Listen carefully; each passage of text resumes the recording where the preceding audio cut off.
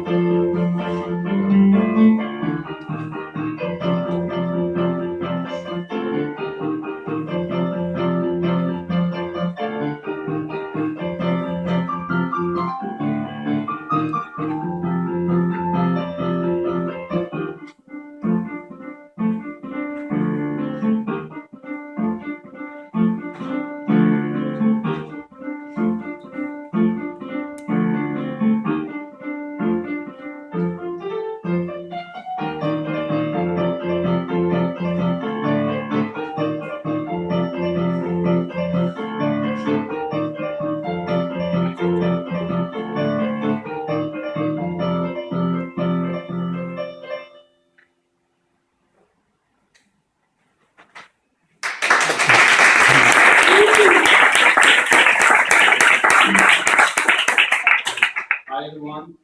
First, I want to say that what you just heard has been impossible 6 years ago, and not because I didn't know how to play piano, but because of something else I'll soon explain.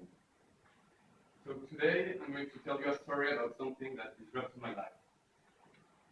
My grandpa back in Paris was a famous pianist before, and unfortunately, my mother didn't turn out to have the same talent and couldn't achieve her dream of being a musician. But she wanted to give me a chance and maybe follow the steps of my grandfather, and that's why I started learning piano when I was around 6 years old. I rapidly realized that I was not, it was not like the other kids. I didn't have the feeling that my parents were forcing me to do it. I really liked it, so I realized it was my passion. And yeah, I wanted to be an international piano player. So I started taking classes, and after I reached a certain level, my teacher started to send me to auditions.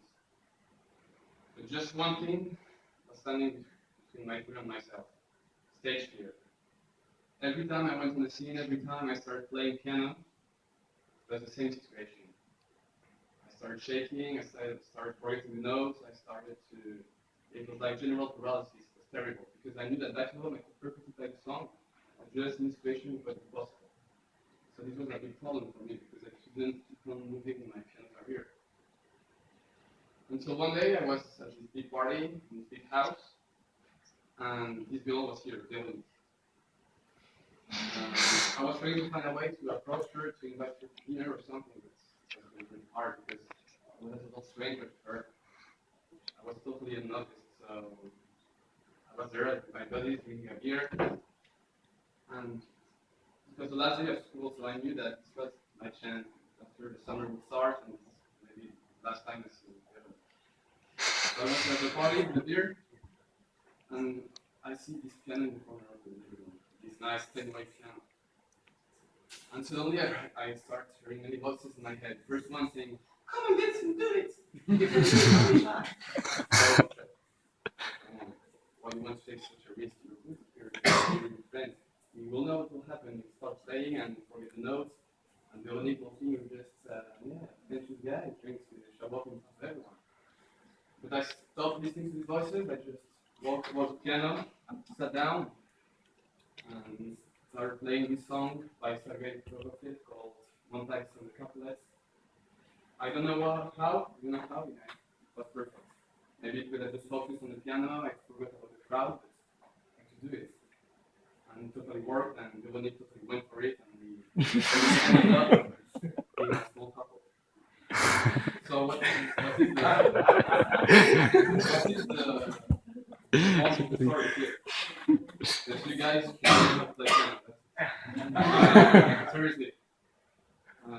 If you want to achieve your dreams in life, if you want to achieve big things, you'll have to go through risky situations. You'll have to you don't really want to do. And here my advice is just sometimes stop thinking and just do it. Oh, and you must wonder what happened with Leonie. Well, it turned out that we're not made one for each other, and after a few days, yeah, we should stop. I remember the day. So he decided to go to this bar called the Consulté in Paris. To forget about my problem again. When I enter the bar, I see this beautiful blonde girl standing here alone. So I watched her for a moment. So I turn my look towards the corner of the place, and I see this pianist waiting for me. What a coincidence.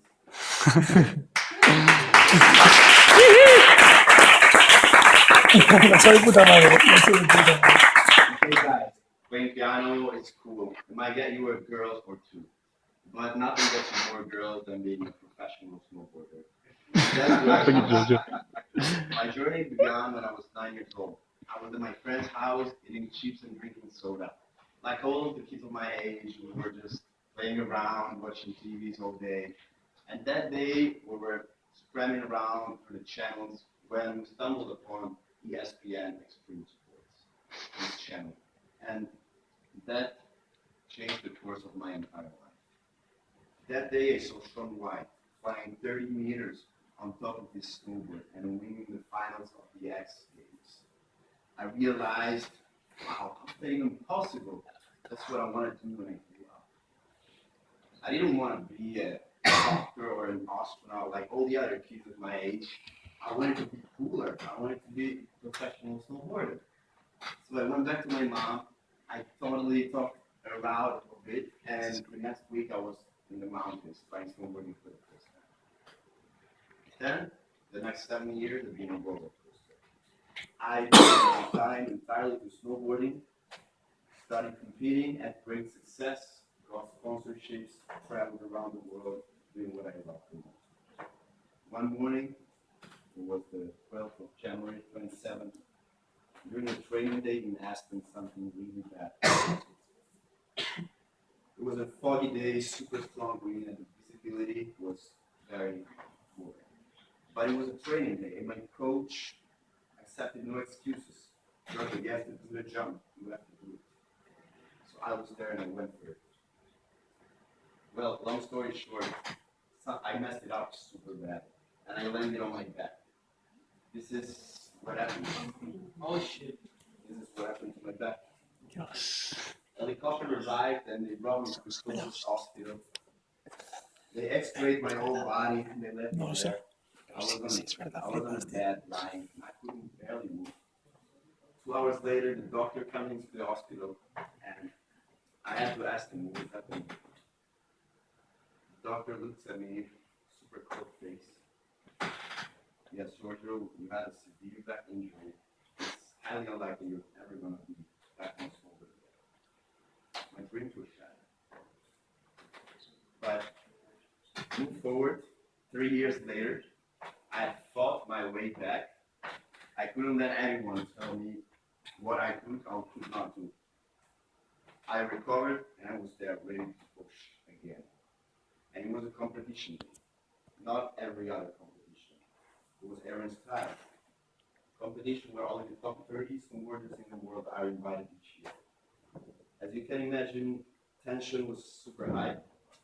There were 20,000 people watching us. And I was ready to start, just one person in front of me. This guy starts, but I see there's a feeling, bad feeling in the air. He's building too much speed. And he starts, he jumps, and he overshoots the whole structures. And there he lands on his back. Doctors gather in front of him, and I see there myself 3 years before. I am at the start paralyzed, my legs are shaking. I have a heartbeat that's 250, I don't know. And yeah, why, Giorgio? Why do you always put yourself in this position? Why do you have to do the things that scare the shit out of you? I didn't want to go to the hospital again. What if this time my back would be so bad I could not even walk anymore? But I took a deep breath. I looked at the stadium. There are 20,000 people in front of me. They're waiting for me to drop. That's the greatest opportunity of my life. Doing this could be something very, very big. Win this competition could bring me to be the next Sean White, the very first person that brought me to snowboard in the first place. And this is what happened. Es que este video vaya a salir.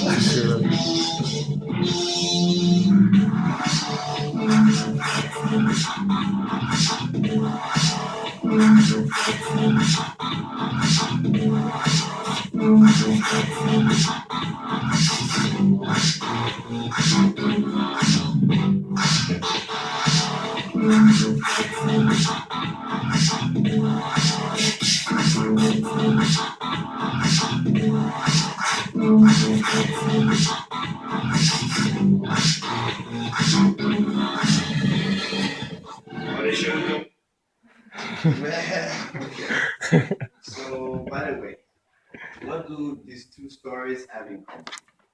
The main message here is opening up for an opportunity and seizing that opportunity. It's about gravity by the balls and then squeezing it until it freaking sings your favorite song.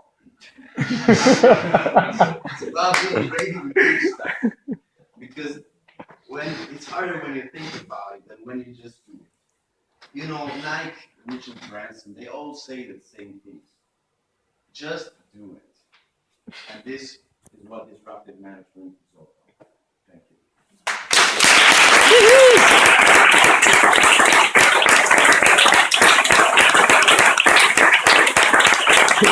Hay una pantalla. Wow, what a tough competition here. Very tough, very tough. Fotos su espalda.